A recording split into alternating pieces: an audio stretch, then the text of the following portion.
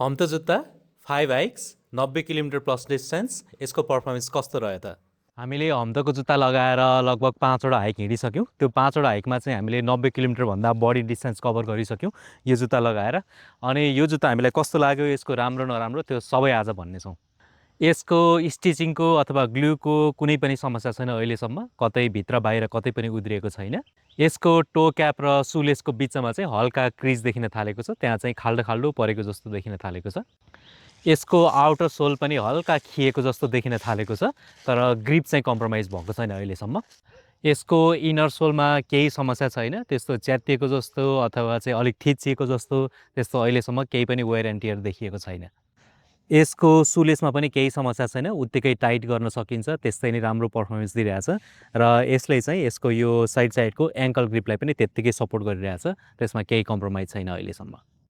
यो जुत्तामा प्रयोग भएको मेटेरियल चाहिँ एकदमै बाक्लो छ र दह्रो पनि छ। यसलाई भित्रदेखि बाहिरसम्म सबै एकदमै दह्रो फिल हुन्छ। त्यसैले हामी रफ बाटो हिँडिरहेछौँ अथवा चाहिँ ढुङ्गाले घोच्ला, काँडाले घोच्ला जस्तो त्यस्तो केही पनि महसुस हुँदैन, त्यो अहिलेसम्म हामीले फिल गरेका छैन। यो जुत्ता लगाएर लामो दूरी हिँड्दाखेरि पनि त्यस्तो खुट्टा दुखेको जस्तो अथवा धेरै प्रेसर परेको जस्तो महसुस हुँदैन।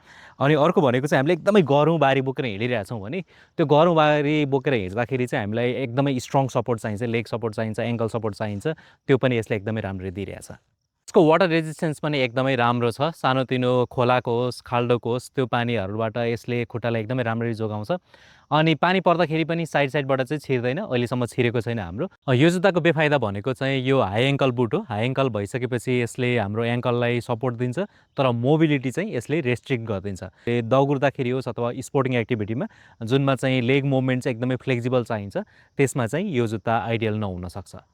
यसलाई रनिङ सुजसँग, स्पोर्ट्स सुजसँग कम्पेयर गर्नुहुन्छ भने चाहिँ यो अलिकति बल्की फिल हुनसक्छ। यो जुत्ता एकदमै बाक्लो भएकोले गर्दाखेरि गर्मी ठाउँमा लगाउँदै हुनुहुन्छ भने चाहिँ खुट्टा एकदमै तातिन सक्छ, त्यसैले त्यस्तो ठाउँको लागि चाहिँ यो जुत्ता उपयुक्त नहुन सक्छ। जुत्ता बाक्लो छ, त्यसैमाथि वाटर रेजिस्टेन्ट मेटेरियल पनि प्रयोग भएको छ यसमा, त्यही भएर यसलाई धोएपछि सुक्नको लागि अलि बढी समय लाग्छ। ओभरअलमा भन्नुपर्दा यो जुत्ता मजाले लगाउन सकिन्छ हाइकिङ ट्रेकिङमा, र हामीलाई लाग्छ अझै पनि यो चाहिँ 400-500 किलोमिटर चाहिँ हामीले एकदमै निर्धक्क भएर यो जुत्ता लगाउन सक्छौँ।